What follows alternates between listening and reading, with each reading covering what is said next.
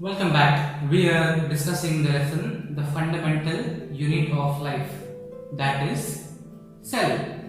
We have already discussed about the cell wall, plasma membrane and the cytoplasm. In the cytoplasm, one of the most important organelles of a cell is the nucleus. Of course, in a prokaryotic cell, there is no well-defined nucleus, whereas in a eukaryotic cell, a nucleus is present. Let us discuss about both this in detail. In a prokaryotic cell, for example, in a bacteria, since the nuclear membrane is absent, the genetic material, which in this case is the DNA, it is spread and distributed in the cytoplasm. It does not mean that it is distributed throughout the cytoplasm. With the help of a few proteins, this DNA is concentrated in a region known as the nucleoid region, but there is no nucleus. Whereas in the case of a eukaryotic cell, for example, a fungus, plants or animals, the genetic material, that is the DNA, is present inside the nucleus. If you look at the structure of a eukaryotic nucleus, the nucleus is surrounded by a double membrane, which is known as the nuclear membrane or nuclear envelope. In between the nuclear membrane, you can find certain small spaces. These are the nuclear pores.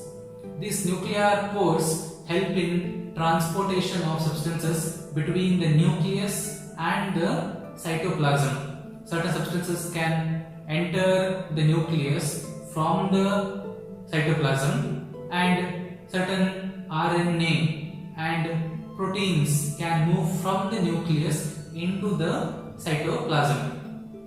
When we enter into the nucleus, we find the nucleoplasm.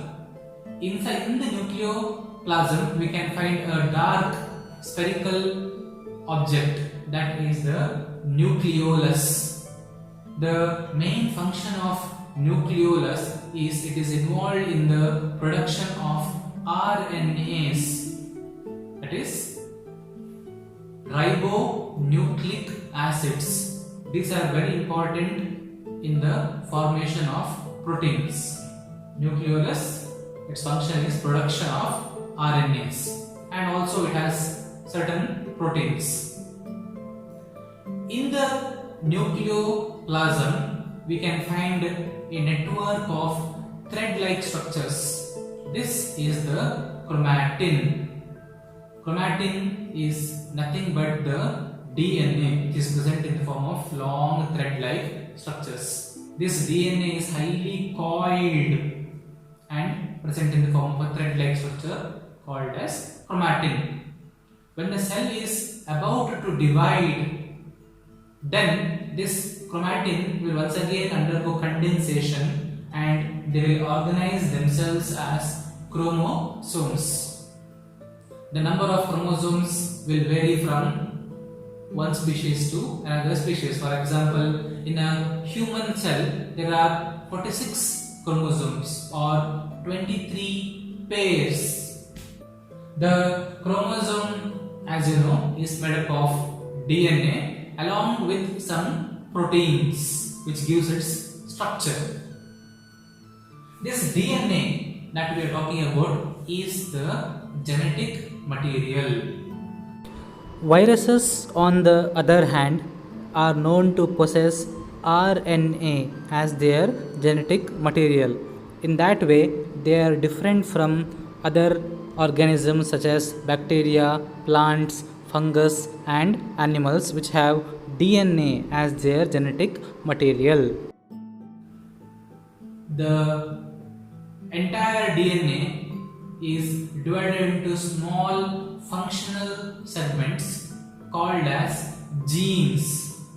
So if you see, the entire DNA does not hold the information. Certain specific segments called as genes, they have the information. What information is this? This information could be regarding production of certain proteins, or it could be hereditary information which is passed from the mother to the daughter cell.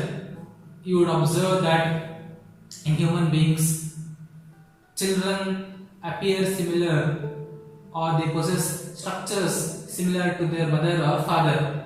This is because of the DNA. They have inherited the DNA both from the mother as well as from the father. So DNA, it carries the hereditary information which is passed from one cell to another cell during cell division. It also holds information for the production of proteins. These proteins are required for various cellular processes, for biochemical reactions. Not only that, these proteins are involved in the timing of crucial events such as cell division, reproduction, DNA replication, cell differentiation, development, maturity, flowering. All these etc. are controlled by these proteins. Since all these activities are controlled by the DNA, which is present in the chromatin inside the nucleus, nucleus is also called as the control center of the cell. Let us now move on to the cellular organelles, both in prokaryotic cells and in eukaryotic cells. In eukaryotic cells, we will study about the organelles present in both plant cells as well as animal cells. If you observe the diagram very carefully, you will find that the nuclear envelope, that is the outer membrane of the nucleus, it continues and extends to form what is called as the endoplasmic reticulum. This endoplasmic reticulum, you will find it as a network of tubules, tube-like structures and sac-like structures present in the cytoplasm in conjunction with the nucleus. If you observe the structure of endoplasmic reticulum carefully, you would find that there are two types of endoplasmic reticulum. One is the rough endoplasmic reticulum. Second one is smooth endoplasmic reticulum. In the rough endoplasmic reticulum, or RER, you find that there are small spherical structures known as ribosomes attached to the ER. So the ER that is found attached to the ribosome has a rough appearance, therefore it is known as the rough endoplasmic reticulum. The main function of RER is the synthesis of proteins. The ribosomes are involved in the manufacture of proteins. The SER is involved in the production of lipids and certain steroidal hormones. The ribosomes are the main sites of manufacture of proteins. Another function of the endoplasmic reticulum is membrane biogenesis. That is, when the membranes of organelles or the plasma membrane is damaged, the endoplasmic reticulum is involved in the repairing or production of new plasma membrane, because endoplasmic reticulum, it produces the proteins and lipids, which is a main structural component of the plasma membrane. Also, endoplasmic reticulum is involved in detoxification of drugs in the liver cells. The endoplasmic reticulum will then continue, and in very close proximity to the ER, we find the next organelle, that is known as Golgi bodies or Golgi apparatus. It gets its name after its discoverer, Camillo Golgi. Golgi bodies are also found as tubules, sacs and vesicles. The sac-like structures are known as cisternae.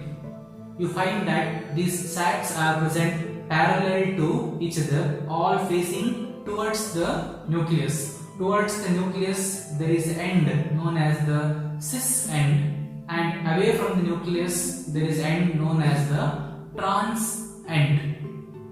The Golgi bodies are mainly involved in packaging of substances that are arriving from the endoplasmic reticulum. The proteins and some other carbohydrates coming from different parts are taken into the Golgi bodies, wherein these proteins are packaged, and sometimes the proteins are also modified. The carbohydrates are also getting modified.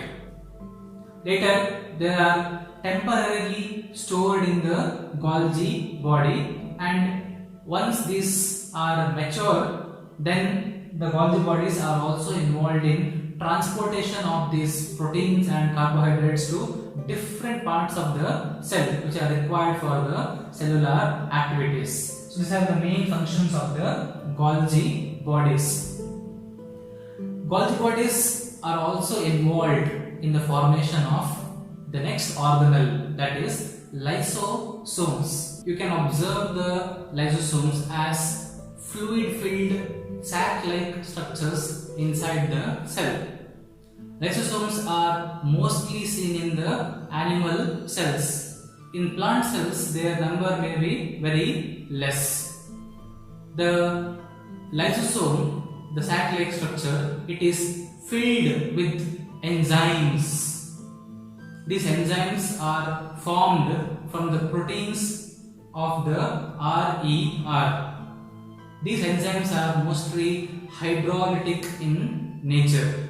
The main function of the lysosome is that it is involved in destroying the foreign particles. For example, when a bacteria enters or attacks into animal cell, the lysosomes will go near the point of entry. They will take the bacteria inside the lysosome, and the powerful acids and enzymes will digest and destroy the foreign particle.